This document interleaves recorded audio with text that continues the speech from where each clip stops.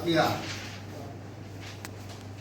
ನನ್ನೆಲ್ಲ ಗೌರವಾನ್ವಿತ ಮಾಧ್ಯಮ ಬಂಧುಗಳೇ, ಏನು ಈ ದಿನ ಕರ್ನಾಟಕ ದಲಿತ ಸಂಘರ್ಷ ಸಮಿತಿ ಜಿಲ್ಲಾ ಶಾಖೆಯ ವತಿಯಿಂದ ಪತ್ರಿಕಾಗೋಷ್ಠಿಯನ್ನು ಕರೆದಿದ್ದೀವೋ, ಈ ಒಂದು ಪತ್ರಿಕಾಗೋಷ್ಠಿಗೆ ತಾವೆಲ್ಲರೂ ಬಂದಿದ್ರಿ.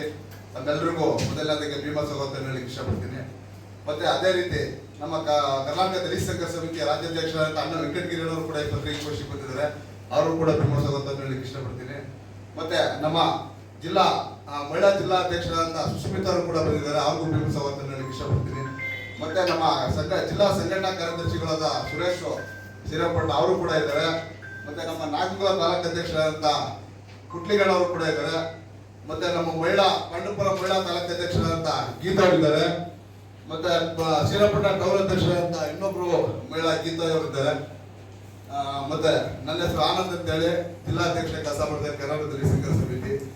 ಈ ಒಂದು ಪತ್ರಿಕಾಗೋಷ್ಠಿಯ ಉದ್ದೇಶವನ್ನು ನಮ್ಮ ಕರ್ನಾಟಕ ದಲಿತ ಸಂಘರ್ಷ ಸಮಿತಿ ರಾಜ್ಯಾಧ್ಯಕ್ಷರಾದಂತ ಅಣ್ಣ ವೆಂಕಟಗಿರಿಯವರು ತಿಳಿಸ್ಕೊಡ್ಬೇಕಂತ ಮನವಿ ಮಾಡ್ತೀನಿ.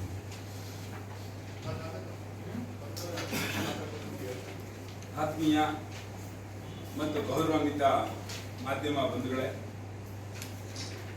ಈ ದಿನ ಕರ್ನಾಟಕ ದಲಿತ ಸಂಘರ್ಷ ಸಮಿತಿ ತಮ್ಮ ಮುಂದೆ ಪತ್ರಿಕಾಗೋಷ್ಠಿ ಮಾಡಲಿಕ್ಕೆ ಬಹಳ ಪ್ರಮುಖವಾದ ವಿಚಾರ ಏನಂದ್ರೆ, ನಮ್ಮ ರಾಜ್ಯದ ಕಾಂಗ್ರೆಸ್ ನೇತೃತ್ವದ ಸರ್ಕಾರ, ಮುಖ್ಯಮಂತ್ರಿ ಸಿದ್ದರಾಮಯ್ಯನವರು ಈ ರಾಜ್ಯದಲ್ಲಿ ಅಧಿಕಾರಕ್ಕೆ ಬರಬೇಕು ಅಂತಕ್ಕಂಥ ಕಾರಣಕ್ಕಾಗಿ ಈ ರಾಜ್ಯದ ಶೋಷಿತ ಸಮುದಾಯಗಳಾದಂಥ ಅಹಿಂದ ಸಮುದಾಯವನ್ನ ಸಂಘಟಿಸಿ ನಾನು ಮುಖ್ಯಮಂತ್ರಿ ಆಗಬೇಕು ಅಂದ್ರೆ, ಯಾಕೆ ಆಗಬೇಕು ಅಂದ್ರೆ, ಈ ರಾಜ್ಯದ ಶೋಷಿತ ಸಮುದಾಯಗಳ ಅಹಿಂದ ಸಮುದಾಯಗಳ ಅಭ್ಯುದಯಕ್ಕೆ ನಾನು ಮುಖ್ಯಮಂತ್ರಿ ಆಗಬೇಕು ಅಂತೇಳಿ ಬಹಳ ಮಹತ್ವಾಕಾಂಕ್ಷೆ ಇಟ್ಟುಕೊಂಡು, ಅದೇ ರೀತಿ ಈ ರಾಜ್ಯದ ಶೋಷಿತ ಸಮುದಾಯಗಳಿಗೆ, ಅಹಿಂದ ಸಮುದಾಯಗಳಿಗೆ ತುಂಬಾ ಭರವಸೆಗಳನ್ನ, ಆಕಾಂಕ್ಷೆಗಳನ್ನ ಹುಟ್ಟಿಸಿ ಅಧಿಕಾರಕ್ಕೆ ಬಂದರು 2013. ಅವರು ಪ್ರಮುಖವಾಗಿ ಇಟ್ಟಂತ ಆಶಯ ಏನಂದ್ರೆ, ಈ ರಾಜ್ಯದಲ್ಲಿ ಹಿಂದೆ ನಾಲ್ವಡಿ ಕೃಷ್ಣರಾಜ ಒಡೆಯರ್ ಅವರು ಈ ರಾಜ್ಯಕ್ಕೆ 75% ರಿಸರ್ವೇಶನ್ ಅಬ್ರಾಹ್ಮಣರಿಗೆ ನೀಡಿದಂತ ಒಂದು ಅವಕಾಶ, ಅದನ್ನ ಕರ್ನಾಟಕದಲ್ಲಿ ತಮಿಳುನಾಡು ಸರ್ಕಾರ ಏನ್ ಮಾಡಿದೆ, ಅದೇ ತರ ಕರ್ನಾಟಕದಲ್ಲಿ ನಾನು 75% ರಿಸರ್ವೇಶನ್ ಜಾರಿ ಮಾಡ್ತೀನಿ ಅಂತಕ್ಕಂಥ ಒಂದು ಮಹತ್ವಾಕಾಂಕ್ಷೆಯನ್ನ ಇಟ್ಕೊಂಡು, ಆ ಮೂಲಕ ಈ ರಾಜ್ಯದಲ್ಲಿ ಶೋಷಣೆಗೆ ಒಳಗಾದಂತ ಎಲ್ಲ ಶೋಷಿತ ಸಮುದಾಯಗಳನ್ನು ಸಂಘಟಿಸೋದ್ರ ಮೂಲಕ ಅಹಿಂದ ಸರ್ಕಾರವನ್ನು ಜಾರಿ ಮಾಡಬೇಕು ಅನ್ನೋದು ಅವರ ಉದ್ದೇಶ ಇತ್ತು. ಆ ಕಾರಣಕ್ಕಾಗಿ ಈ ರಾಜ್ಯದ ಶೋಷಿತ ಸಮುದಾಯಗಳು ನಮ್ಗೊಂದು ಬೆಳಕಾಗ್ತಾರೆ, ನಮ್ಗೊಂದು ನೆರವಾಗ್ತಾರೆ, ನಮ್ಮ ಅತ್ಯಂತ ಗಂಭೀರವಾದ ಸಮಸ್ಯೆಗಳನ್ನ ಬಗೆಹರಿಸುವ ನಿಟ್ಟಿನಲ್ಲಿ ಕೆಲಸ ಮಾಡ್ತಾರೆ ಅನ್ನೋ ಕಾರಣಕ್ಕಾಗಿ ಸಿದ್ದರಾಮಯ್ಯನವರಿಗೆ ಅಧಿಕಾರ. ಆದರೆ ಸಿದ್ದರಾಮಯ್ಯನವರು ಅಧಿಕಾರಕ್ಕೆ ಬಂದ ಮೇಲೆ 75% ರಿಸರ್ವೇಶನ್ ಪ್ರಶ್ನೆನೂ ಇಲ್ಲ. ಕೊನೆ ಪಕ್ಷ ಸಮೀಕ್ಷೆ ಮಾಡಿದ್ರು, ಜಾತಿ ಜನಗಣತಿ ಮಾಡಿದ್ರು. ಆ ಸಮೀಕ್ಷೆಯ ವರದಿಯನ್ನ ಅತ್ಯಂತ ನಿಗದಿತ ಕಾಲಘಟ್ಟದಲ್ಲಿ ಬಿಡುಗಡೆ ಮಾಡೋದ್ರಲ್ಲೂ ಕೂಡ ವಿಫಲರಾದ. ಹೈಕಮಾಂಡ್ ಅಂತೂ ನೀವು ಬಿಡುಗಡೆನೆ ಮಾಡಬೇಡಿ ಅಂತೇಳಿ ಕಾಂಗ್ರೆಸ್ ಏನು ಅಹಿಂದ ಜನವರ್ಗಗಳ ಬಗ್ಗೆ, ಶೋಷಿತ ಜನಗಳ ಬಗ್ಗೆ ಬಹಳ ಅಪ್ಯಾಯಮಾನವಾದ ಪ್ರೀತಿ ಇದೆ ಅಂತ ಹೇಳ್ತಕ್ಕಂಥ ಹೈಕಮಾಂಡ್ ಕಾಂಗ್ರೆಸ್ ಈ ವರದಿಯನ್ನೇ ಬಿಡುಗಡೆ ಮಾಡಬೇಡಿ ಅಂತ ಹೇಳದಂತ ಒಂದು ದೊಡ್ಡ ಆಘಾತವನ್ನ ಈ ರಾಜ್ಯದ ಶೋಷಿತ ಸಮುದಾಯಗಳಿಗೆ ತಂದುಬಿಡಿ. ಈಗ ಮತ್ತೆ ಸಮೀಕ್ಷೆ ಮಾಡಿದ್ರು, ಅದಕ್ಕೊಂದು 106 ಕೋಟಿ ಖರ್ಚು ಮಾಡಿ ಅದಕ್ಕೊಂದು ಸಮೀಕ್ಷೆ ಮಾಡಿದ್ರು, ಇನ್ನೊಂದು ಸಮೀಕ್ಷೆ ಮಾಡಿದ್ರು, ಅದಕ್ಕೊಂದು 106 ಕೋಟಿ ಖರ್ಚು ಮಾಡಿದ್ರು, ಅದನ್ನು ಹಾಳು ಮಾಡಿ. ಹಿಂಗೆ ಸಾರ್ವಜನಿಕ ಹಣವನ್ನ ವ್ಯಯ ಮಾಡಿದ್ ಬಿಟ್ರೆ ಪ್ರಗತಿ ಅಥವಾ ರಿಸಲ್ಟ್ ಶೂನ್ಯ ಆಗಿದೆ ಅಂತಕ್ಕಂಥದ್ದು ತುಂಬಾ ವಿಷಾದಕರ ಸಂಗತಿ.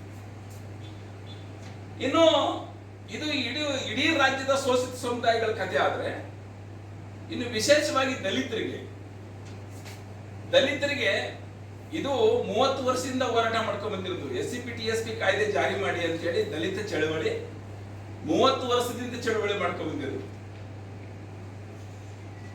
ಮುಖ್ಯಮಂತ್ರಿ ಸಿದ್ದರಾಮಯ್ಯನವರು 2013ರಲ್ಲಿ ಕೊಟ್ಟ ಮಾತ ಈಡೇರಿಸ್ತೀನಿ, ನೆರವೇರಿಸ್ತೀನಿ, ನುಡಿದಂತ ನಡ್ಕತ್ತೀನಿ ಅಂತ ಹೇಳ್ಬಿಟ್ಟು SCP TSP ಕಾಯ್ದೆ 2013ರಲ್ಲಿ ಜಾರಿ ಮಾಡಿದ್ರು. ಆದ್ರೆ ಆ ಒಳಗೊಂದು ಷಡ್ಯಂತ್ರ ಏನ್ ಮಾಡಿದ್ರು,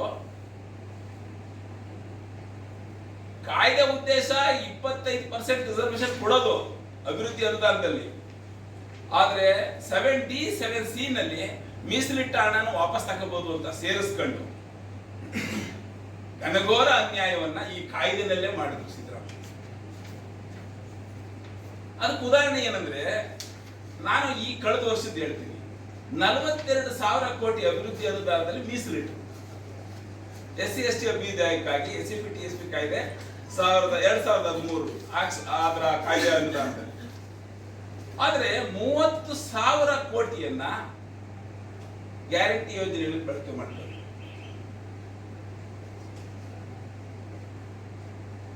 ಹೀಗೆ 2013ರಿಂದ ಇಲ್ಲಿ ತನಕ 2 ಲಕ್ಷ ಕೋಟಿ ಕಾಂಗ್ರೆಸ್, ಬಿಜೆಪಿ, JDS ಎಲ್ಲಾ ಪಕ್ಷಗಳು ಈ ಕೆಲಸ ಮಾಡಿದ್ದಾರೆ. ಯಾಕೆಂದ್ರೆ ಈ ಕಾಯ್ದೆನಲ್ಲಿ 7D 7C ಇರೋದ್ರಿಂದ. ಅದಕ್ಕೆ ನಾವು ಹೋರಾಟ ಮಾಡಿದ್ವಿ, 7D ತೆಗೀರಿ ಸ್ವಾಮಿ, 7C ತೆಗೀರಿ ಸ್ವಾಮಿ ಅಂತ. ಅವರು D ತೆಗೆದ್ರು. ನಮ್ಮ ಚಳಿಗಾಲದ ಅಧಿವೇಶನದಲ್ಲಿ 7D ತೆಗೆದ್ರು, ಪುನಃ C ತೆಗೆದ್ರು. ಒಂದು ಕಾಯ್ದೆ ಮಾಡೋದು ಜನಕ್ಕೆಲ್ಲ, ನಿಮ್ಮ ಪತ್ರಿಕೆಲ್ಲ ಗೊತ್ತಾಗುತ್ತೆ, ಭರಪೂರ ದಲಿತರಿಗೆ ಭರಪೂರ ಬಜೆಟ್ ಅಲ್ಲಿ ಇರುತ್ತೆ. ಆದ್ರೆ ಕೊನೆಯಲ್ಲಿ ಏನಾಗುತ್ತೆ ಅಂತ ನಿಮಗೆ ಸತ್ಯ ಇವತ್ತು ಗೊತ್ತಾಗಲ್ಲ. ಹಾಗಾಗಿ ನಯವಾಗಿ ಈ ರಾಜ್ಯದ SC STಗಳನ್ನ ನಯವಾಗಿ ವಂಚಿಸುವ ಒಂದು ಷಡ್ಯಂತ್ರವನ್ನ ಸನ್ಮಾನ್ಯ ಸಿದ್ದರಾಮಯ್ಯನವರು ಮಾಡಿದ್ದಾರೆ. ಇವ್ರದ್ದೇನಂದ್ರೆ, ದಲಿತರನ್ನ SC SC TSP ಅನುದಾನದಲ್ಲಿ ಇಡೀ ದಲಿತರನ್ನ ವಂಚಿಸುವ ಸಾಧನೆಯನ್ನ ನಮ್ಮ ಸನ್ಮಾನ್ಯ ಸಿದ್ದರಾಮಯ್ಯನವರು ಮಾಡಿದ್ದಾರೆ. 1000 ದಿನಗಳ ಸಾಧನೆಯನ್ನ ಆಚರಿಸ್ಕೊತಾ ಇದ್ದಾರೆ. ನಿಜವಾಗ್ಲೂ ಇದು ಪ್ರಜಾಪ್ರಭುತ್ವದ ಕಗ್ಗೊಲೆ. ಜನಕ್ಕೊಂದು ಹೇಳೋದು, ನಡವಳಿಕೆಯಲ್ಲಿ ಬೇರೆದು ಮಾಡೋದು. ಈ ಸಂಕಷ್ಟದಲ್ಲಿರೋ ಜನರ ಕಷ್ಟಗಳನ್ನ ಕೇಳೋದಿಲ್ಲ. ಇದು ತುಂಬಾ ಸಂಕಷ್ಟದ ಸ್ಥಿತಿ. ಇನ್ನು ರೈತರ ಕತೆ ನೋಡಿದ್ರೆ, ಅವ್ರಿಗೆ ವೈಜ್ಞಾನಿಕ ಬೆಲೆ ನಿಗದಿ ಮಾಡಕ್ ಆಗ್ತಾ ಇಲ್ಲ. ಒಂದು ಸರ್ಕಾರ ಅಂಬೇಡ್ಕರ್ ಅವರು ಕೊಟ್ಟಂತ ಸಂವಿಧಾನದಲ್ಲಿ ಒಂದು ಕೃಷಿ ಪದ್ಧತಿಯನ್ನ ಉದ್ಯಮ ಮಾಡಿ ಅಂತ ಹೇಳಿದ್ದಾರೆ ಕೇಂದ್ರ ಮತ್ತು ರಾಜ್ಯ ಸರ್ಕಾರಗಳಿಗೆ. ಆದ್ರೆ ಆ ಕೃಷಿಯ ಉದ್ಯಮ ಮಾಡೋದ್ರಲ್ಲಿ ಕನಿಷ್ಠ ವೈಜ್ಞಾನಿಕ ಬೆಲೆ ಡಾಕ್ಟರ್ ಸ್ವಾಮಿನಾಥನ್ ಆಯೋಗ ವರದಿ ಶಿಫಾರಸಿದೆ, ಮಾಡೋದಿಲ್ಲ. ಹೀಗೆ ನಾವೇನ್ ಕೇಳ್ತಾ ಇದ್ದೀವಿ ಅಂದ್ರೆ, ವಿಶೇಷವಾಗಿ ಸನ್ಮಾನ್ಯ ಸಿದ್ದರಾಮಯ್ಯನವರೇ ಆಗಿದ್ದ ತಪ್ಪಾಗಿದೆ, ಇದನ್ನ ಸರಿಪಡಿಸ್ಕೊಳ್ಳಿ, ತಿದ್ದುಪಡಿ ಮಾಡಿ ಈ ಇವತ್ತಿನ ಪ್ರಸ್ತುತ ಬಜೆಟ್ ನಲ್ಲಿ. ಮತ್ತೆ ಏನು ಇಲ್ಲಿಂದ 2013 ಇಲ್ಲಿ ತನಕ ಕೊರತೆ ಆಗಿದೆ 2 ಲಕ್ಷ ಕೋಟಿ, ಅದನ್ನ ಒಂದು ಇಡೀ ಗಂಟಲ್ಲಿ ಕ್ರೋಢೀಕರಿಸಿ ಈಗ ನಮ್ಮ ತೆಲಂಗಾಣ ಸರ್ಕಾರ ಮಾಡಿದೆ. SC ST ಮನೆಗೆ, ಪ್ರತಿ ಮನೆಗೆ 10 ಲಕ್ಷ ಗ್ರಾಂಟ್ ವಿಶೇಷ ಅನುದಾನ ಅಂತ ಘೋಷಣೆ ಮಾಡಿದ್ದಾರೆ. ಹಾಗೆ ಕರ್ನಾಟಕ ರಾಜ್ಯದಲ್ಲಿ 2 ಲಕ್ಷ ಕೋಟಿ ಇರೋದ್ರಿಂದ ನೀವು 25 ಲಕ್ಷ ವಿಶೇಷ ಅನುದಾನವನ್ನ ಈ ಬಜೆಟ್ ಅಲ್ಲಿ ಘೋಷಿಸಬೇಕು ಅಂತ ಹೇಳಿ ಮಾನ್ಯ ಮುಖ್ಯಮಂತ್ರಿ ಸಿದ್ದರಾಮಯ್ಯನವರ ಕಾಂಗ್ರೆಸ್ ನೇತೃತ್ವದ ಸರ್ಕಾರವನ್ನ ಕರ್ನಾಟಕ ದಲಿತ ಸಂಘರ್ಷ ಸಮಿತಿ ಒತ್ತಾಯ ಮಾಡ್ತಾ ಇದೆ. ಹಾಗೇನೆ ಬಹಳ ಪ್ರಮುಖವಾದಂತ ವಿಚಾರಗಳೇನೆಂದ್ರೆ, ಈ ರಾಜ್ಯದಲ್ಲಿ ಮರ್ಯಾದಾ ಹತ್ಯೆಗಳು ನಡೀತಾ ಇದ್ದಾವೆ. ಮರ್ಯಾದಾ ಹತ್ಯೆಗಳನ್ನ ತಡೆಯಲಿಕ್ಕೆ ವಿಶೇಷವಾದ ಕಾನೂನನ್ನ ಮಾಡಬೇಕು.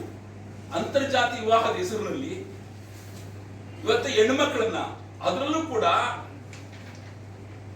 ಮೇಲ್ಜಾತಿಯ ಮಕ್ಕಳು, ಹೆಣ್ಮಕ್ಳು ದಲಿತರನ್ನ ಮದುವಾದಾಗ, ದಲಿತ ಮಕ್ಕಳನ್ನು ಮದುವಾದಾಗ ಈ ಮರ್ಯಾದಾ ಹತ್ಯೆಗಳನ್ನು ಘಟಿಸ್ತಾ ಇದ್ದಾರೆ. ಇದಕ್ಕೊಂದು ಪರಿಹಾರವನ್ನ ಕಂಡುಕೋಬೇಕು ಅಂತೇಳಿ ಮಾನ್ಯ ಮುಖ್ಯಮಂತ್ರಿ ಸಿದ್ದರಾಮಯ್ಯನವ್ರನ್ನ ಒತ್ತಾಯ ಮಾಡ್ತಾ ಇದ್ದೀವಿ. ಬಹಳ ಮುಖ್ಯವಾಗಿ ಗ್ಯಾರಂಟಿ ಯೋಜನೆಗಳಿದಾವಲ್ಲ, ಈ ಗ್ಯಾರಂಟಿ ಯೋಜನೆಗಳು ಒಂದಷ್ಟು ತಾತ್ಕಾಲಿಕ ಶಕ್ತಿ ನೀಡ್ತವೆ ಅಂದ್ರೂ ಕೂಡ ಅದಕ್ಕೊಂದು ಪರ್ಯಾಯವಾದಂತ ಯೋಜನೆಯನ್ನ ಕೊಡಬಹುದಾದಂತ ಅವಕಾಶ ಮುಖ್ಯಮಂತ್ರಿ ಸಿದ್ದರಾಮಯ್ಯನವರಿಗೆ, ಕಾಂಗ್ರೆಸ್ ಸರ್ಕಾರಕ್ಕೆ ಅಥವಾ ಇನ್ಯಾವುದೇ ಬಿಜೆಪಿ JDS ಸರ್ಕಾರಗಳಿಗೆ ಇದಾವೆ. ಅದಕ್ಕೊಂದು ಸಣ್ಣ ಉದಾಹರಣೆ ಅಂದ್ರೆ, ನೀವೇನು ಮಾಡ್ಬಿಡಿ ಸ್ವಾಮಿ, ಒಬ್ಬ ಬಡವ್ರ ಮನೆಯಲ್ಲಿ ಒಂದು ಮಗು ಹುಡ್ತು ಅಂದ್ರೆ ಅದು 5 ವರ್ಷಕ್ಕೆ ಸ್ಕೂಲ್ ಸೇರಿಸ್ಬೇಕು ಅಂದ್ರೆ ಅದಕ್ಕೆ 50,000 ಕಟ್ಟಬೇಕು. ನೀವು ಹೆಣ್ಮಗುಗೆ ಕೊಡೋದೆಷ್ಟು 24,000 ವರ್ಷಕ್ಕೆ. ಅದು 2,000 ಕೊಟ್ಟರೆ 24,000 ಆಗುತ್ತೆ. ಅದ್ರ ಬದಲು ನೀವು ಹುಟ್ಟಿದ ಪ್ರತಿಯೊಂದು ಮಗುಗೂ ಉಚಿತ ಶಿಕ್ಷಣ ಅಂತ ಹೇಳಿ,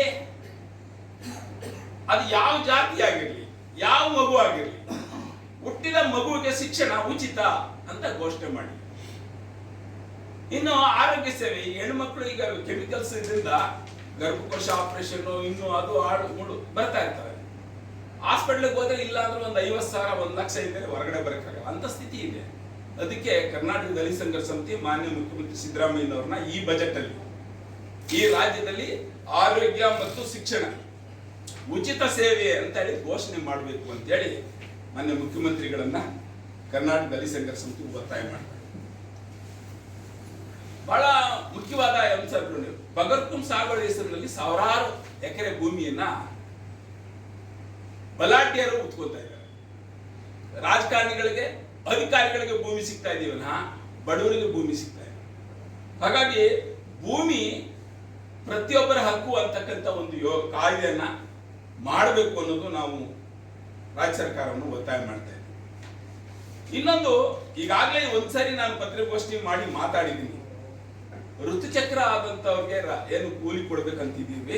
ಸರ್ಕಾರಿ ಅಧಿಕಾರಿಗಳಿಗೆ ಮತ್ತೆ ಅರೆ ಸರ್ಕಾರಿ ನೌಕರರಿಗೆ ಮಾತ್ರ ಹೆಣ್ಮಕ್ಳಿಗೆ ಋತುಚಕ್ರದ ರಜೆ ಕೊಡ್ತಾ ಇದ್ದಾರೆ, ಸಂಬಳ ಸಹಿತ. ನಾವು ಕೃಷಿ ಕೂಲಿ ಮಾಡೋ ಹೆಣ್ಮಕ್ಳಿಗೂ ಕೊಡಬೇಕು ಅನ್ನೋದು ನಮ್ಮ ಬೇಡಿಕೆ.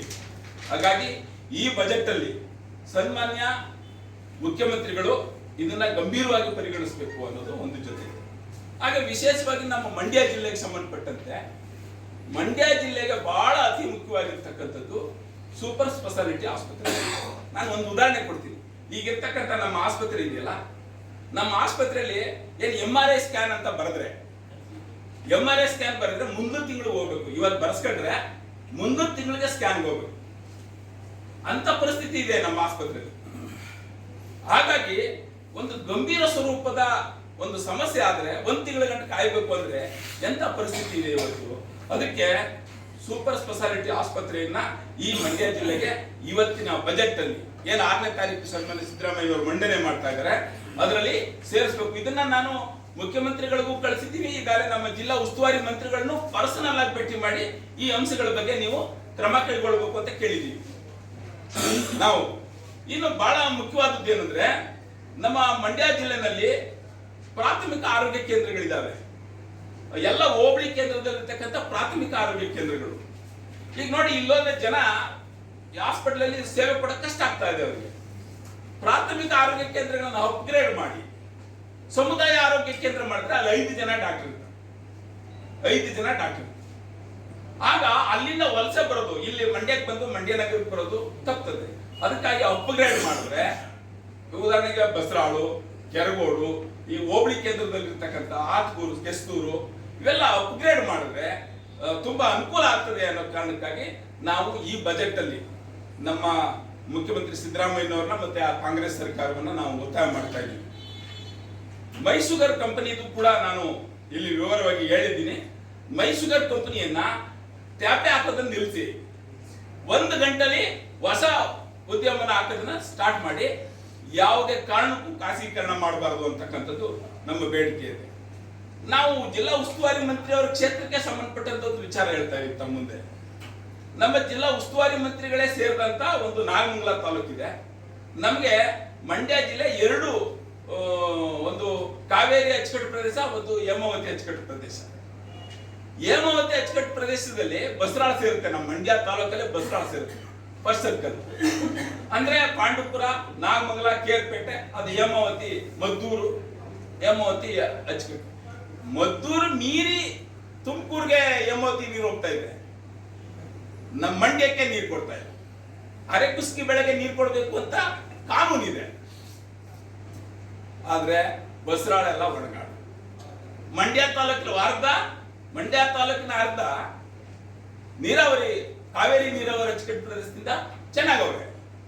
ಇನ್ನು ಇದರಲ್ಲಿ ಒಣಗಾಡಂತಿದ್ದಾರೆ. ಮಂಡ್ಯ ತಾಲೂಕಲ್ಲೇ ಇದು ವ್ಯತ್ಯಾಸ ಇದೆ. ಅದಕ್ಕಾಗಿ ಈ ಕ್ಷೇತ್ರದ ಶಾಸಕರು ಮತ್ತೆ ಈ ಜಿಲ್ಲೆಯ ಉಸ್ತುವಾರಿ ಮಂತ್ರಿಗಳು